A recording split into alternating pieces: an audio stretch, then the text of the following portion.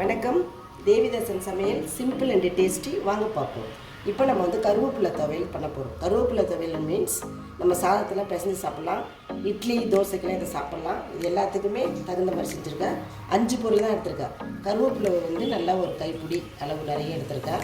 அதில் வந்து ஒரு காரத்துக்கு தகுந்த நீங்கள் காஞ்ச மிளகாய் வச்சுங்க, வெல்லம், ஒரு நெல்லிக்காய் சைஸு புளி, அதாவது ஒரு பிடி கருவேப்பிலைக்கு ஒரு பாதி தேங்காய் எடுத்திருக்கேன். அவ்வளோதான். நம்ம வந்து புளியை வந்து நல்லா வெந்நீர் விட்டு ஊற வச்சிடலாம்.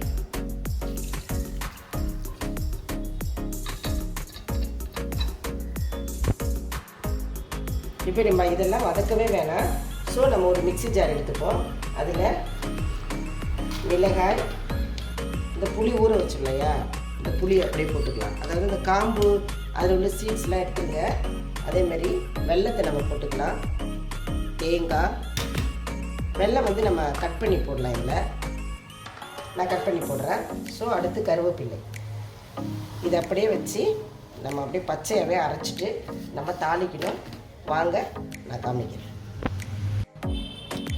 இப்போ நம்ம வானல் வச்சு இதில் நம்ம எண்ணெய் ஊற்றிக்கலாம். நல்லா 3 குழிக்கரண்டி எண்ணெய் விட்டுங்க. எண்ணெய் நல்லா சூடாகட்டும்.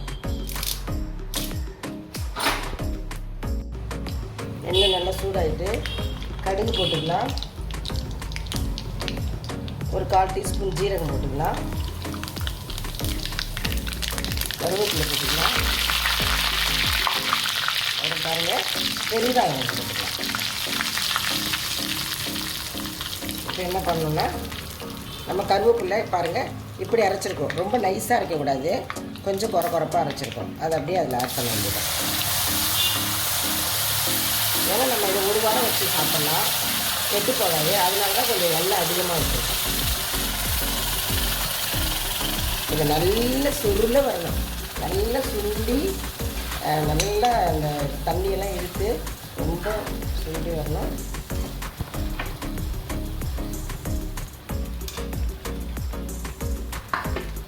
பாருங்கள், இதை நம்ம அப்படியே கழுவி தண்ணி விட்டுடலாம்.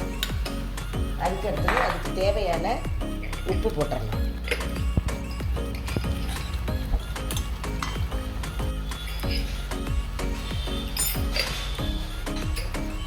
நல்லா கொதிச்சு சுண்டி வரட்டும். அதுக்கப்புறம் நல்லா இப்போ பாருங்கள், நம்ம எல்லாம் பச்சையாக அரைச்சோம் இல்லையா, அதனால இந்த எண்ணெய் பிரிஞ்சு வருது பாருங்கள். அந்த டைமில் தான் நம்ம இதை வந்து இந்த கருவேப்பிலை ஊறுகாயை எடுக்கணும். ஓகேங்களா? இது துவையல்னு சொல்லலாம், ஊறுகான்னு சொல்லலாம், எல்லாத்துலேயுமே சாப்பிட்லாம். சூப்பராக இருக்கும், டேஸ்ட்டாக இருக்கும். வாங்க.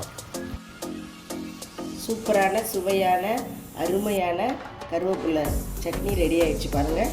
நல்ல டேஸ்ட்டாக இருக்குது. நீங்களும் செஞ்சு பாருங்கள். இந்த எண்ணெய் எல்லாம் பச்சையாக அரைச்சிட்டு எண்ணெய் பிரியும் போது நல்லா சுண்டி வரும். அந்த டைமில் இதை நம்ம எடுத்துட்டோம்னா எல்லாத்துக்கும் தொட்டு சாப்பிட்லாம்.